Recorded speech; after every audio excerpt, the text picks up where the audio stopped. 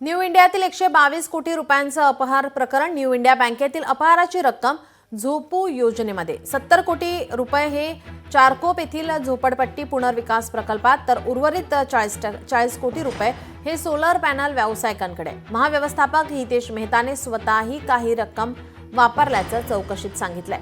या गैरव्यवहारात हितेशसह आर्थिक गुन्हे शाखेच्या पोलिसांनी बांधकाम व्यावसायिक धर्मेश पॉन यालाही आता अटक केलेली आहे. तर धर्मेश हा बांधकाम व्यावसायिक असून त्याचा झोपडपट्टी पुनर्प्रकल्प चारकोप येथे सुरू आहे.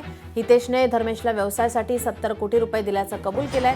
तसेच सौर ऊर्जा यंत्रणा पुरवणारे व्यावसायिक उन्ननाथन अरुणाचलम उर्फ अरुणभाई यालाही 40 कोटी रुपये दिल्याचं चौकशीत हितेशने सांगितलंय.